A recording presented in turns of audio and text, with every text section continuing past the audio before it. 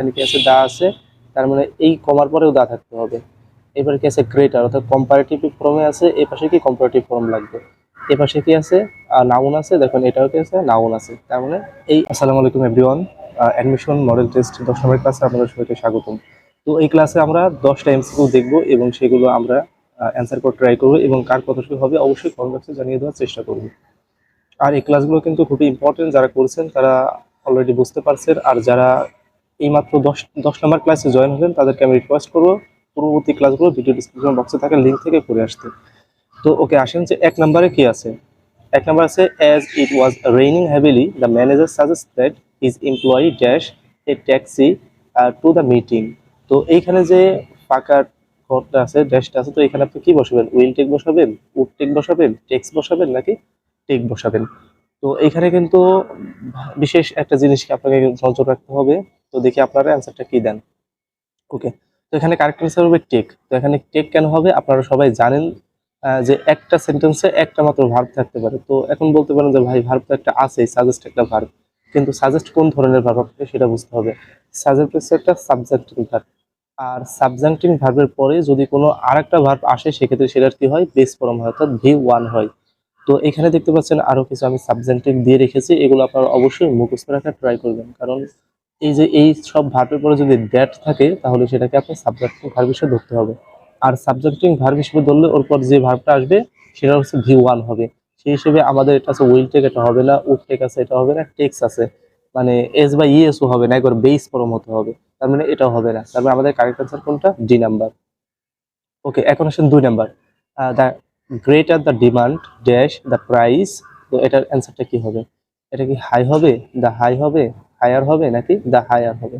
তো এটা খুবই সহজ ছিল, আশা করি আপনারা বুঝতে পেরেছেন। এটা হবে হচ্ছে দ্য হায়ার। দেখেন সব হচ্ছে কি কম্পারিজন হবে, মানে দুইটা প্যারালেলিজম হবে। দেখেন এখানে কি আছে দা আছে, তার মানে এই কমার পরেও দা থাকতে হবে। এবার কি আছে গ্রেটার, অর্থাৎ কম্পারেটিভ ফর্মে আছে, এই পাশে কি কম্পারেটিভ ফর্ম লাগবে। এ পাশে কি আছে নাউন আছে, দেখুন এটাও কি আছে নাউন আছে, তার মানে এই একটা মাত্র এ নাম্বারেই আছে কি প্যারালেলিজম সিস্টেম, তার মানে আমাদের অ্যান্সারটা হচ্ছে এ নাম্বার। ওকে, এখন আসেন 3 নাম্বার, যে he is intimated by his boss. তো এইখানে যে ইন্টিমেটেডটা আছে, তো এটা দ্বারা কি বোঝাচ্ছে? এটা দ্বারা কি ফ্রাইটেড বোঝাচ্ছে, প্রমোটেড বোঝাচ্ছে, নাকি ডিসলাইক বোঝাচ্ছে, নাকি ইনকারেজড বোঝাচ্ছে? তো আগে আপনাকে হচ্ছে এটা বুঝতে হবে যে এই যে ইন্টিমিডিয়েট এটার মানে কি। তো এটার মানে হচ্ছে ভীত। তো ভীত, হি ইজ ইন্টিমিডিয়েট, সে হচ্ছে ভীত, বাই হিজ বস, তার বসের দ্বারা। তো এখানে আপনি কোনটি বসাবেন? যেহেতু সিনোনিমাস বলতে বোঝাচ্ছে। প্রমোটেড মানে কি উন্নত, তো এটা হচ্ছে না। ডিসলাইক মানে কি অপছন্দনীয়, হচ্ছে না। ইনকারেজ মানে উৎসাহিত, তা হচ্ছে না। তাই কি ভীতর ইংলিশটা কি? ফ্রাইটেন্ড মানে ভীত, ফ্রাইটেন্ড মানে ভীত। তাহলে আমাদের কারেক্ট আনসার কোনটা? কারেক্ট আনসার হচ্ছে এ নাম্বার, ফ্রাইটেন্ড মানে কি ভীত। এখন 4 নম্বরে ফ্যান্স আর হচ্ছে গ্যালারিজ। এখানে কি করতে হবে? অ্যানালজি আপনাকে করতে হবে, যে এই ফ্যান্স আর গ্যালারিজ এই দুটার সাথে আপনাকে সম্পর্ক করতে হবে। এই দুটার ভিতরে সম্পর্কটা কি হতে পারে? দেখেন যদি আমরা বলি হচ্ছে গ্যালারিতে কারা বসে থাকে? ফ্যান্সরা বসে থাকে, অর্থাৎ যারা সাপোর্টার আছে, দর্শক আছে, তারা কোথায় বসে থাকে? গ্যালারিতে বসে থাকে। ঠিক তেমনই আপনাকে এইখানে এরকম একটা সম্পর্ক নির্ণয় করতে হবে যেটা কিনা কারেক্ট হবে। দেখেন আমাদের এখানে যদি আমরা সঠিক অ্যান্সার দেখতে পাই সেক্ষেত্রে দেখতে পাচ্ছি অডিয়েন্স আর সিট। এখানে সিস্টেমটা কি হচ্ছে বা যুক্তিটা কি হচ্ছে? দেখেন অডিয়েন্স মানে কি দর্শক, ফ্যান্স মানে দর্শক, অডিয়েন্স মানে দর্শক, দর্শক। তো গ্যালারিতে বসে থাকে কারা? ফ্যান্সরা। আর অডিয়েন্সটা কোথায় বসে থাকে? সিটে বসে থাকে। আর উপরে যদি দেখেন টিমে 11টা প্লেয়ার থাকে, তারা কি সবাই গোলপোস্টে থাকে? না, কখনো সম্ভব না। তাই কিন্তু এটা হচ্ছে কাটা। দেখেন রেফারি ডিসিশন নাই, রেফারি ডিসিশনের জায়গা বোঝায় না। এখানে গ্যালারিতে জায়গা বুঝাইছে, বাট এখানে একটা সিদ্ধান্ত নেওয়ার কথা বুঝাইছে, বাট বি নাম্বারও হচ্ছে না। দেখেন টিকিট আর হচ্ছে কাউন্টার। তো কাউন্টারে টিকিট পাওয়া যায় ঠিক আছে, বাট টিকিট কাউন্টারে তো মানে এখানে তো বসার জায়গা হচ্ছে না, তার মানে আমাদের ডি নাম্বারটাও হচ্ছে না। আমাদের কারেক্ট অ্যান্সার কি? সি নাম্বার, অডিয়েন্স আর হচ্ছে সিট। এখন স্যার 5 নাম্বার, যে which word is wrongly spelled, অর্থাৎ নিচে যে 4টি ওয়ার্ড দেওয়া আছে এটির মধ্যে কোনটি ভুল। তো আপনাকে সেই ভুলটা আপনি কিভাবে বাছাই করবেন? তো এটার জন্য খুবই একটা সিম্পল টেকনিক আছে, সেটা হচ্ছে এইখানের প্রত্যেকটা ওয়ার্ড আপনি নিজে খাতায় লিখবেন, হাতে লিখবেন। এখানে কোনো দেখাদেখির কোনো অপশন নাই, জাস্ট আপনি নিজে হাতে লিখবেন। হাতে লেখার পর যেটা আপনার ওই হাতে লেখাটার সাথে মিলাবেন, অর্থাৎ যেটা মিলে যাবে সেটা হচ্ছে আপনার সঠিক অ্যান্সার। তো আপনি হয়তো বা 4টা অপশন দেখলে বুঝতে পারবেন যে 4টার মধ্যে কোনটা হবে, দ্বিধাদ্বন্দ্বে পড়তে পারেন, কিন্তু আপনার হাত কখনো ভুল করতে পারবে না।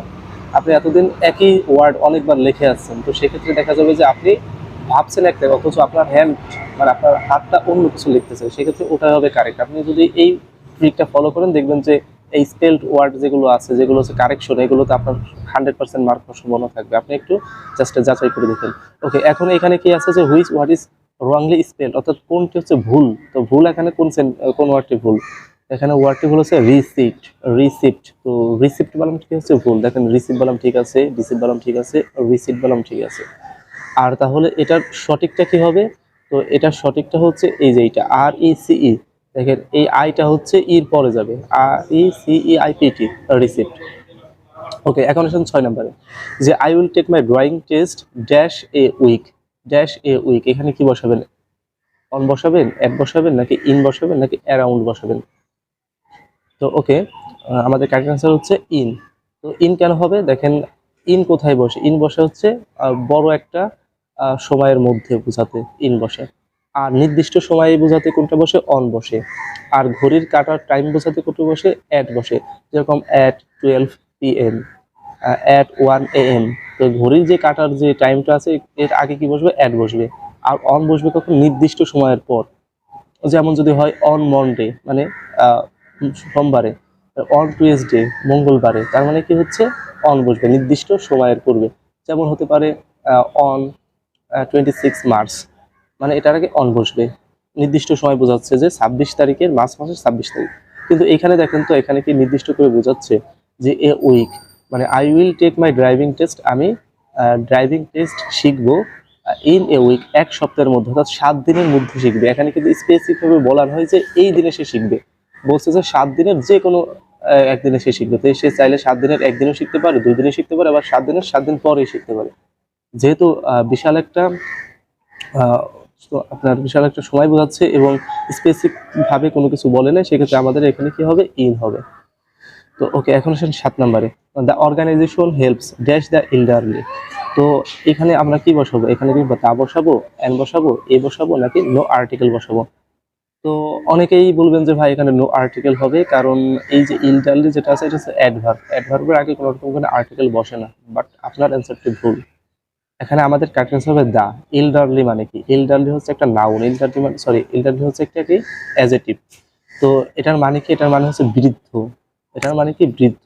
আর অ্যাডজেক্টিভের পূর্বে যখন দা বসানো হয় তখন সেটা কি হয়?